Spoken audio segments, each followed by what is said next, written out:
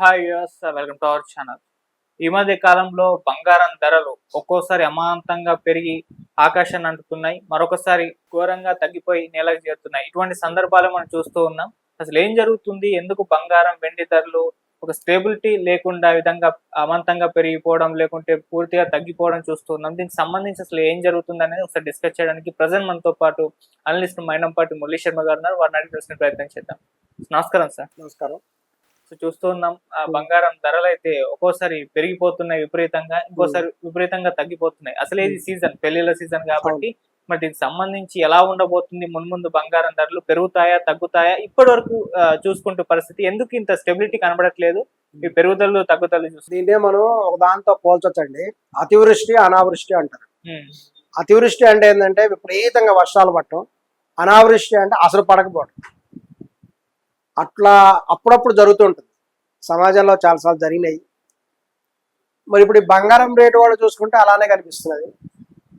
ఒక్కోసారి ఏమో సడన్ గా పెరిగిపోతున్నది, ఒక్కోసారి ఏమో సడన్ గా డౌన్ అవుతున్నది. సో ఒక్కోసారి ఫ్లెక్సిబుల్ గా అక్కడే ఉండటం. దీని పరిస్థితికి ఏమైందంటే కొన్ని కొన్ని చిన్న చిన్న పట్టణాలలో బంగారం వ్యాపారస్తులు షాప్ ఓపెన్ చేయట్లేదంట, తాళం వేసుకొని ఇంట్లో పడుకుంటారు శుభ్రంగా. ఎందుకంటే షాప్ ఓపెన్ చేశారనుకోండి, వాళ్ళు వస్తారు, బంగారం రేటు అది ఎక్కువ ఉండొచ్చు తక్కువ ఉండొచ్చు. అదే ఏంటంటే ఒక 10,000 డిఫరెన్స్ వచ్చినా పెద్ద అమౌంట్ వస్తాయి. వాళ్ళు అమ్మాల్సిన దాన్ని బట్టి, కొనాల్సిన దాన్ని బట్టి ఒక ₹1,00,000 డిఫరెన్స్ మొత్తం వాళ్ళ దాని మీద ఉండేటప్పటికి ఇంకా షాప్స్ వాళ్ళు కూడా భయపడుతున్నారు. మరి పెద్ద అమౌంట్ కదా, ఏమైనా తర్వాత ఏమైనా తేడా వస్తే మన మీదకి వస్తేమో జరుగుతున్నాయి. అలాగే డిమాండ్ని పెంచడం, డిమాండ్ని తగ్గించడం, ఇది మార్కెట్లో సహజంగా జరుగుతుంటుంది. బంగారం ఒకటేనే కాదు, అనేకం కూడా. ఈవెన్ ఉల్లిపాయల దగ్గర కూడా మన దేశంలో ఆలుగడ్డల రేటు దగ్గర రాజకీయాలు మారిన సందర్భాలు ఇండియాలో ఉన్నాయి. ఒకప్పుడు ఆలు రేటు పెరిగినందుకు ప్రభుత్వం మారిపోయింది. ఉల్లిపాయల రేట్లు, ఆలు రేట్లు అవి కూడా పట్టించుకుంటారు భారతదేశంలో. మరి అటువంటిప్పుడు ఈ బంగాళాదుంపల పరిస్థితి అలా ఉంటే ఇక బంగారం రేట్ల గురించి కూడా ఖచ్చితంగా కూడా ప్రభావం ఉంటుంది. ఇక్కడ గమనించినట్లయితే మామూలుగా ఏంటంటే ఈ యొక్క రేట్లు అంతర్జాతీయ స్థాయిలో జరిగేటువంటి పరిణామాలను బట్టి మన దేశంలో కూడా జరుగుతుంటాయి. దానికి ఒక విధానము అనేటువంటిది అమల్లో ఉంటుంది.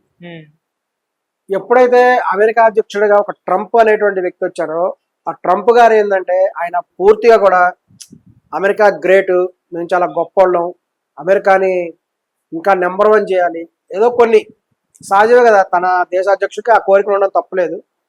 ఆ విధమైన అభిప్రాయాలు అతను వచ్చాడు. మిగతా దేశాలందరి మీద కూడా ఒక రకమైనటువంటి తొక్కుడు కార్యక్రమం స్టార్ట్ చేశాడు. సో చైనాతో చేశాడు, ఇండియాతో చేశాడు, అనేక ఇతర దేశాలతో చేశాడు. ఈయన చేసేటువంటి పోరాటం ఏంటంటే భారతదేశంలో వీళ్ళు అమెరికా ప్రొడక్ట్స్ మీద ఎక్కువ ట్యాక్స్ వేస్తారు అనేది ఆయన ఆరోపణ. ఆయన ఆరోపణ వాస్తవమే, అది అసత్య ఆరోపణ కాదు, సత్యమైన ఆరోపణ. అది అమెరికా నుంచి వచ్చే కొన్ని ప్రొడక్ట్స్ మీద భారత్లో భారీ స్థాయిలో ట్యాక్సెస్ ఉంటాయి. ఈవెన్ మన దేశంలో కార్లు కానీ, మొబైల్ ఫోన్స్ కానీ చాలా ఎక్కువ రేట్లు ఉంటాయి. అమెరికాలో అంత రేట్లు ఉండవండి. అమెరికాలో చాలా తక్కువ రేటుకి వచ్చేస్తాయి. ఈవెన్ కాస్ట్, మన దేశంలో ఎంత కాస్ట్లీ ఫోన్ కూడా అక్కడ ఒక మిడిల్ క్లాస్ వ్యక్తి కొనొచ్చు, అక్కడ చాలా ఈజీగా వచ్చేస్తుంది. అలాగే కార్ అనేది చాలా ఈజీగా వచ్చేస్తుంది అమెరికాలో. ఇండియాలో ఉన్నంత రేట్లు అక్కడ ఉండవు. అక్కడి లోకల్ డాలర్స్ రేట్తో పోలిస్తే తక్కువ రేట్లోనే వస్తుంది. దీనికి కారణం ఏంటంటే ఇండియాలో ఉంటే ట్యాక్స్ సిస్టమ్, ఎక్కువ ట్యాక్స్ వేస్తారు, అందువల్ల ఇలా జరుగుతుంది. అదేవిధంగా రష్యా దగ్గర చమురు కొంటున్నారు, ఆయుధాలు అక్కడ కొంటున్నారు.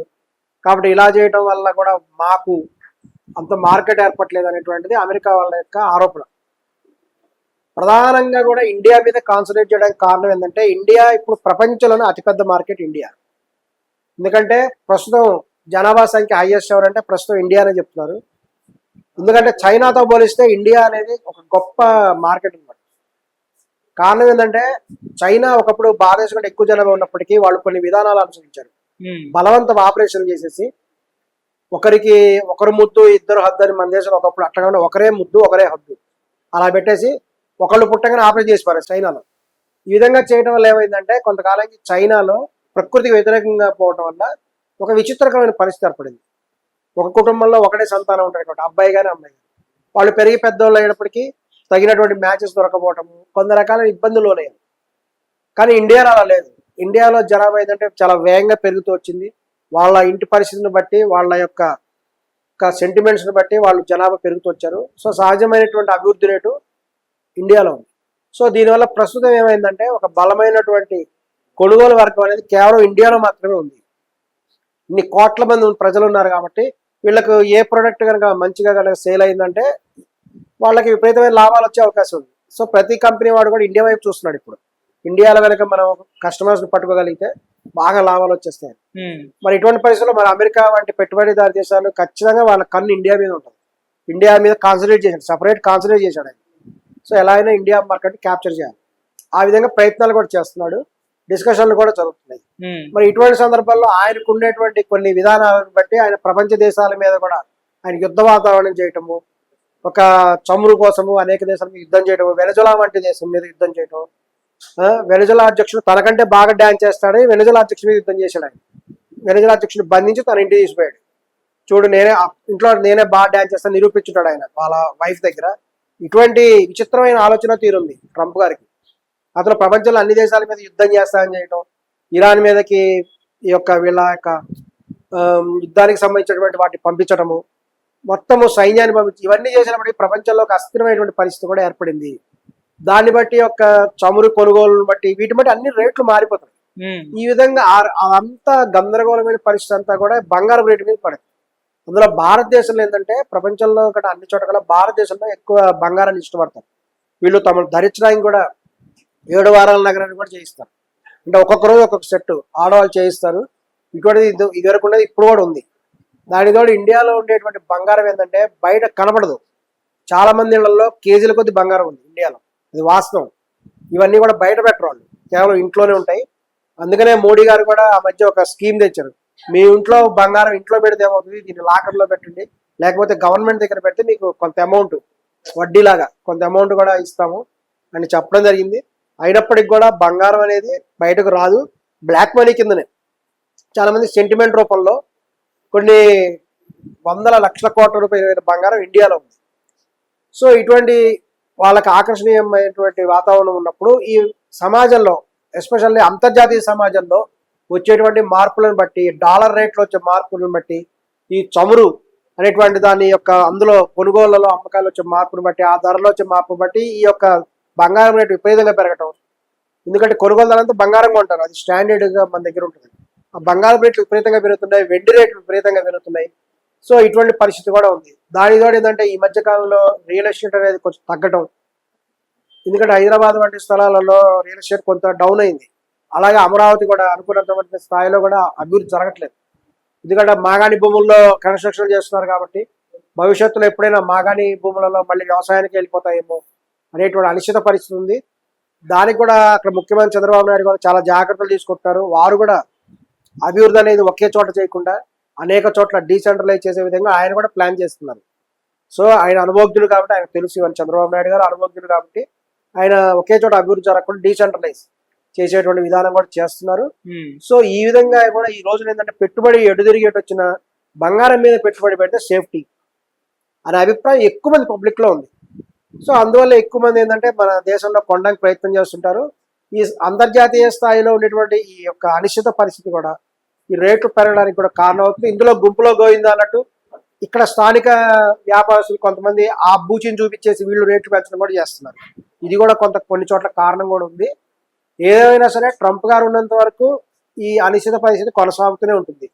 కానీ ప్రస్తుతం ఒక గుడ్ న్యూస్ ఏంటంటే భవిష్యత్తులో బంగారం రేట్లు తగ్గుతాయి గణనీయంగా అనేటువంటిది ఎక్కువ మందికి ఊరట కలిగిస్తున్నటువంటి విషయం. దీనికి కారణం ఏంటంటే భారతదేశం అమెరికా మధ్య ఒక అగ్రిమెంట్ కుదిరింది.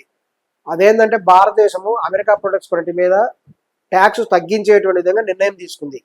అవి త్వరలో అంటే కొంతకాలం తర్వాత అమల్లోకి వస్తాయి.